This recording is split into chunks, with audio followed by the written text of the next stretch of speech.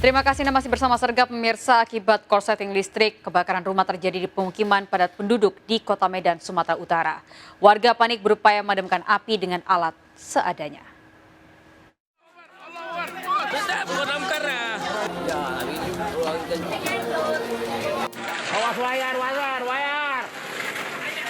Kebakaran besar ini terjadi di lingkungan 19 Gudang Kapur, Medan Labuan, Kota Medan pada pagi hari. Api berkobar membuat warga sekitar panik berupaya menyelamatkan barang-barang dan memadamkan api dengan peralatan seadanya. Saksi mata menyebut api pertama kali terlihat dari lantai 1 rumah korban. Banyaknya material mudah terbakar membuat api dengan cepat menjalar hingga ke lantai 2 rumah.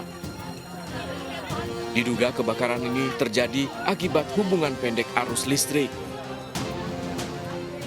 Lagi orang masih sunyi, sampai ke belakang saya nyari orang minta tolong supaya tolong orang ini pikir-pikir di atas sudah. Kalau api kira-kira dari apa, Kak? Api dari bawah, kalau saya lihat penuh di bawah. Korsleting listrik, Kak? Nampak ke Bisa? Enggak tahu saya listrik atau enggaknya, yang penting di bawah. Dari bawah. Iya.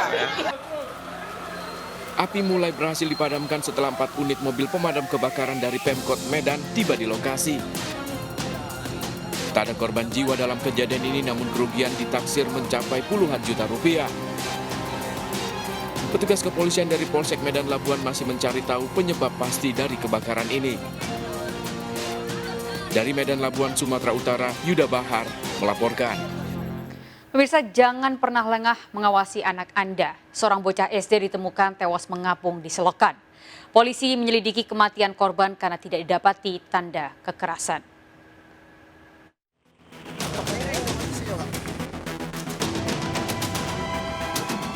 Mayat. Lokasi di Pelaju. Warga Gang Jaya 16 Ulu Palembang digemparkan dengan penemuan jasad seorang bocah mengapung di dalam selokan di Rawa Lemantang. Korban ditemukan warga saat tengah mencari barang bekas di sekitar lokasi dalam kondisi tertelungkup lengkap dengan seragam sekolah.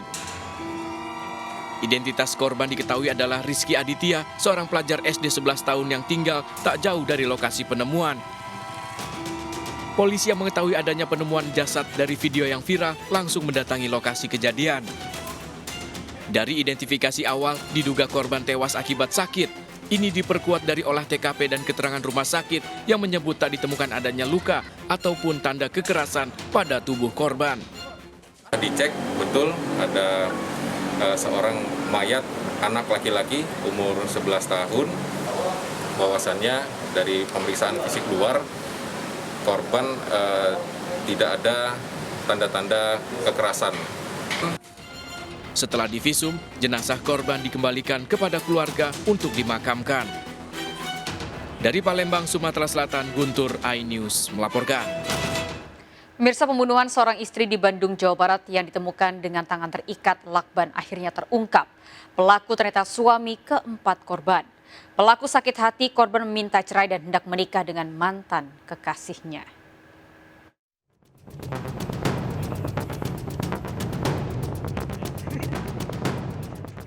Enung yang mayatnya ditemukan tewas terikat dengan mata tertutup lakban di rumahnya di Sukanaraga, Soreang, Bandung, ternyata dibunuh Uwes, suami keempatnya. Uwes ditangkap setelah polisi memeriksa sejumlah saksi dan menyelidiki rokok dan payung miliknya yang tertinggal di lokasi pembunuhan. Korban yang berusia hampir 60 tahun dibunuh saat tertidur. Pelaku sakit hati karena cemburu korban akan menikah dengan mantan kekasihnya. Teleponan wae cenah ieu potonganna. Jadi Bapak bukan cemburu, da kaliwatan teuing pun bojona. Kelewatan kumaha? Kata bapak nya. Itu nelponan wae. Sakit hati gitu. Jadi hoyong Cerai. cerai ngaji deui. Ayo kau coba apa teh bapak mau patang sakieu. Kayak daek gitu. Mangga teh daek tolong cenah. Bapak mau patang itu usahana. Kau cenah atuh aya nama urang ge moal we cenah. Dari hasil pemeriksaan polisi, pelaku mendapat lakban di dapur rumah korban. Korban dibunuh dengan selimut. Pelaku lalu mengambil perhiasan korban untuk menghilangkan jejak seolah korban dibunuh perampok. Lebih tepatnya suami yang keempat. Adapun motifnya Motifnya karena si korban ini sempat curhat kepada suaminya ini, suami keempat ini mengatakan bahwa ada mantan pacarnya yang ingin kembali. Kemudian si korban juga sempat berbicara kepada pelaku akan mengurus untuk Tersangka terancam 15 tahun penjara dijerat pasal penganiayaan, pembunuhan, dan pencurian. Dari Bandung, Jawa Barat, Syafaat Endrawan melaporkan. Beralih ke informasi lainnya, pemirsa, sepasang suami istri bandar narkoba digerebek polisi. Dari tangan pelaku disita belasan paket sabu dan ekstasi siap edar. Pelaku dibekuk saat mengemas sabu untuk dijual.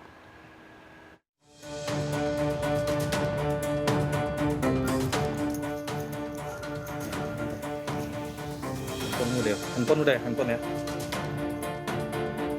Satres Narkoba Polres Pringsewu Lampung menggerebek rumah pasangan suami istri bandar narkoba di kawasan Pekon Margakaya, Kecamatan Pringsewu, Provinsi Lampung. Kedua pelaku dibekuk saat tengah mengemas sabu untuk dijual. Dari penggerebekan ditemukan 13 paket sabu seberat 3,21 gram, 4 butir pil ekstasi, timbangan digital dan plastik klip kosong, serta handphone. Kedua pelaku mengaku menjual sabu sejak September lalu dengan sasaran orang yang dikenalnya. Biasanya kamu jual berapa itu pecahan-pecahan itu? Perpecahan itu ada yang saya jual 100 sampai 200. Udah berapa lama jualan itu? Dari bulan 9. Dari bulan 9? Iya. Dari pengembangan kasus ini, petugas kembali mengamankan 2 orang warga Pekon berinisial A dan BL yang diduga sebagai pengguna dan membeli sabu pada pelaku. Penangkapan pelaku ini merupakan tindak lanjut dari laporan warga yang resah atas maraknya peredaran sabu di wilayah Pekon. Lakukan penggerebekan di rumahnya. Di sana kami temukan kedua tersangka tersebut lagi melakukan menimbang barang bukti narkoba tersebut Di sana kami temukan waktu pas melakukan penggerebekan ada 13 klip sabu dan 4 yang diduga inek. Pelaku pasutri berinisial AL dan LM bakal terjerat pasal penyalahgunaan narkotika dan terancam hukuman maksimal 20 tahun penjara. Dari Pringsewu Lampung, Indra Siregar melaporkan. Pemirsa, seorang anak tega membunuh ibu kandungnya sendiri hanya karena sang ibu tidak memasak nasi untuk sarapan. Pelaku menganiaya sang ibu menggunakan kayu hingga tewas. Pria 28 tahun ini ditangkap polisi di tempat persembunyiannya di perumahan desa Dolok Saut, Tapanuli Utara, Sumatera Utara. Pelaku diduga telah menganiaya Dastima Siagian, ibu kandungnya sendiri menggunakan kayu hingga korban tewas. Ironis, pembunuhan terjadi hanya karena sang ibu tidak memasak nasi untuk sarapan. Peristiwa berawal saat pelaku bangun tidur menanyakan sarapan pada ibunya. Tersangka emosi mengetahui ibunya tidak memasak karena sibuk memasak di rumah tetangga yang akan menggelar pesta. Kebetulan di rumah tetangga ada acara, jadi orang tua si korban orang tua tersangka lah yang masak di rumah tetangga. Tersangka nggak terima, dia marah-marah. Tersangka mengambil sebatang kayu dan memukulkan ke bagian samping kepala korban sebelah kiri sebanyak 2 kali sekuat tenaga. Pelaku menyesali perbuatannya menghabisi nyawa ibu yang telah melahirkannya. Kenapa kau tega melakukan itu? Saya nggak tahu, Pak. Apa kau nggak bisa masak sendiri? Bisanya sebenarnya, Pak. Tapi saya masih cari beras, Pak. Apa? Cari beras saya, Pak. Cari beras? Akibat perbuatannya, pelaku terancam 15 tahun penjara. Dari Tapanuli Utara, Aris Fernando Manalu melaporkan. Pemirsa, aksi pencurian 2 sepeda motor yang terparkir di Wisma Penginapan terekam kamera CCTV. Pelaku awalnya menggasak satu motor dan kembali lagi dalam setengah jam untuk menggasak motor lainnya.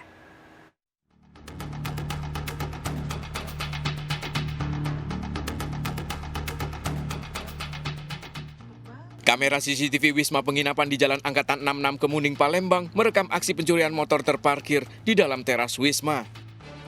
Tak tanggung-tanggung, pelaku menggasak 2 motor terparkir sekaligus milik tamu Wisma. Pelaku beraksi pada pagi dini hari menggunakan penutup wajah dan topi. Dalam waktu 30 menit diduga pelaku yang sama menggunakan baju berbeda dengan topi yang sama kembali menggasak satu motor. Korban baru menyadari motornya hilang pada pagi hari. Pelaku mengincar motor Matic yang tidak menggunakan kunci tambahan. Sekitar jam 3:30 pagi kalau menurut CCTV. Untuk kendaraan yang hilang ada 2 unit motor Honda Beat warna putih. Jadi yang pertama diambil punya siapa nih? Yang pertama kali diambil punya tetangga saya. Pelang 2 pintu ya. Kemudian setengah jam kemudian baru punya saya. Diduga pelakunya nih, Mas? Diduga pelakunya nih kalau dari rekaman CCTV itu kelihatannya sama, cuman ganti baju gitu. Aksi pencurian motor ini telah dilaporkan korban ke Mapolsek Kemuning, Palembang. Korban berharap pelaku bisa segera ditangkap dan motornya bisa kembali. Dari kejadian ini, pengguna motor selalu diingatkan untuk memasang kunci ganda saat memarkirkan motor di tempat umum. Dari Palembang, Sumatera Selatan, Firdaus melaporkan. Mirsa, seorang perempuan pejalan kaki yang tengah bermain telepon genggam menjadi korban begal di Cengkareng, Jakarta Barat. Aksi 2 pelaku begal mengendarai motor di siang hari menggasak handphone korban turut terekam kamera pengintai CCTV.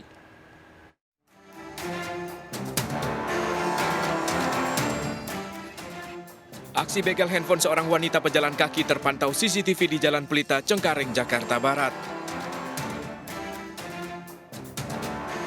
Pelaku nekat beraksi di siang hari saat korban tengah asik bermain handphone di jalan raya.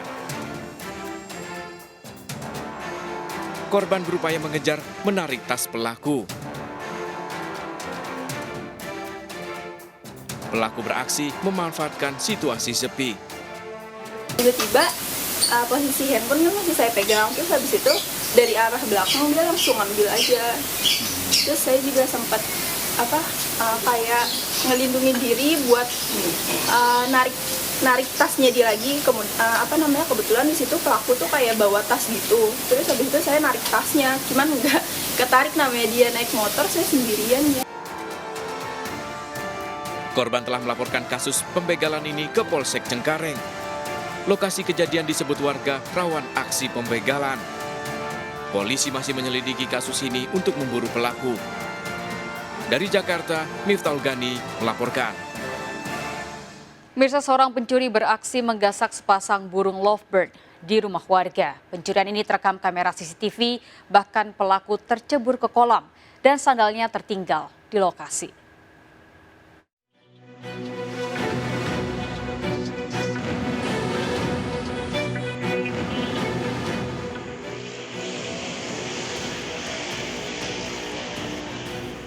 Seorang pria melompati saluran air dan memanjat pagar sebuah rumah di jalan raya di Kota Pinrang, Sulawesi Selatan. Pelaku mencuri sepasang burung jenis lovebird yang ada di dalam sangkar. Pelaku bahkan sempat tercebur di kolam ikan hingga sandalnya tertinggal. Tapi saya salat di masjid.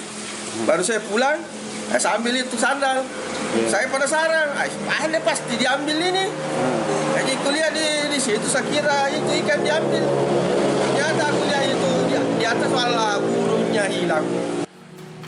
Sebaiknya selalu waspada, menempatkan satwa peliharaan di tempat aman dan tidak mudah dijangkau pencuri.